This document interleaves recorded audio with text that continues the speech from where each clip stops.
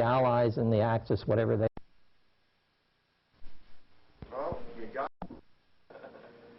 Okay. There you have me. Hook, line, and sinker.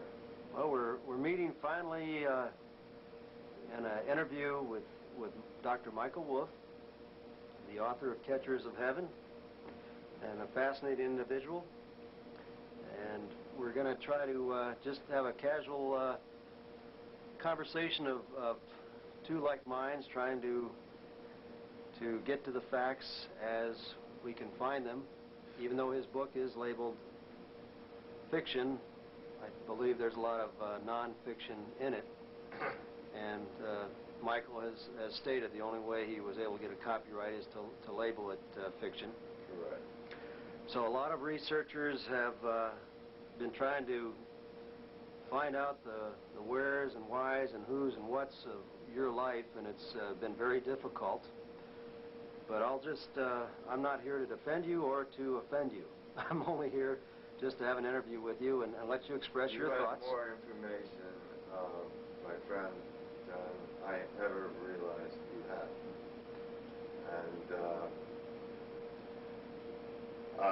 regardless of how the government's tried to keep my work secret, you have very secret, above top secret, to an ultra level. You've penetrated some areas which have shocked me. And I don't shock easy after all I've seen. And you really have shocked me, because I did not know that you had access to the information you have. Well, it took a lot of digging, but I guess the first point, Michael, and a lot of people would want to ask is, how did you get selected for the high-level assignments that you were involved in, which I have been able to confirm from my sources that you did work at Area 51 as a consultant, possibly S4, possibly from June of 1972 to June of 1977. I'm not asking you to shake your head yes or no whether these facts are accurate. But I'm not shaking outside. But I have been able to confirm that bit of information. I know your educational background. Your educational background has been hard to check out, and that can be explained several ways. Many people have been recruited from high school on up into the early years in college, but the government does search out people with high-level IQ abilities. Especially when their IQ jumps dramatically in the midst of a nasty divorce in the family. So it's possible that they do sponsor me since I was a child, because mainly of my ETI contact. That was the first qualification. And then I think maybe they had a hand in directing some of my education. Now, I've talked to your brother, and he confirms, you know, regarding your personal life and such, and a UFO ET encounter you both had when you were young boys, and he stated after the encounter you were not quite the same, and then you actually started working on cancer research in laboratories with government scientists. I began trying to establish a link in the early 50s. I was born July 4th, 1941. And in my book, it's been pointed out to me by several scientists with very, very high level clearances that the first retrieval was really in 1941, not 1948, regardless of what the so-called ufological community says and argues within themselves. I mean, the government loves them to argue and debate because it keeps them from a frontal assault on the government for the truth. Well, you said 1948. Did you mean 1947? 41. Well, I mean as far as the... The same year I was born was the first retrieval. You know, as far as the United States.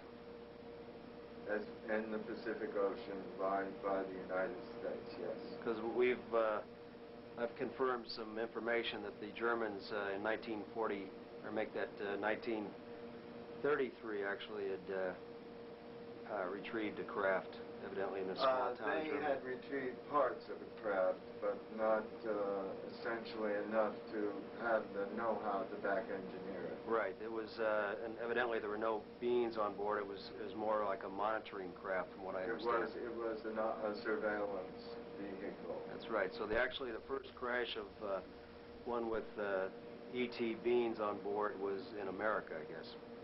Well, in the Pacific, Mm-hmm. in American war space, so to speak, in the theater of the Pacific War.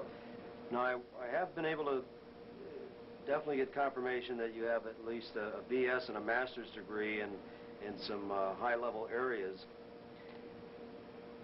And I know the government, like with Bob Lazar, there are ways to erase your educational records, or especially if they were government-sponsored programs for unusual people like yourself.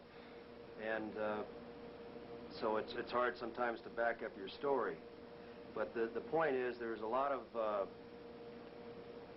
high-profile messages you're trying to get across in your book, even though it is labeled fiction.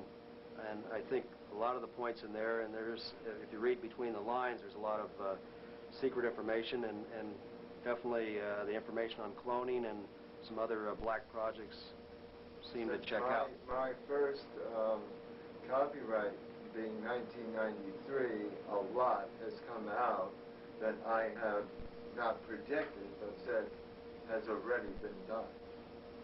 I know because I was involved in it. Now, like I was saying, I've got confirmation that you do have a BS and a master's in biogenetic research and research in electromagnetic influences on living organisms. So that's some very unusual degrees right there, but also that you're... Those are followed by PhDs and two dissertations, which had to be classified. Right. Well, that checks out. But you said, you were talking about some very specific... Well, one of the main reasons, evidently... I have never spoken of. Well, I found out one of the main reasons you were brought into the research projects was your expertise in chemistry and botany regarding checking out the chemical analysis of some materials from around Earth. Can you talk about any of that, or is that too classified? You have found out some very startling information. As a matter of fact, before we began this interview, I had to have a cigarette. I was so shook up by what you told me.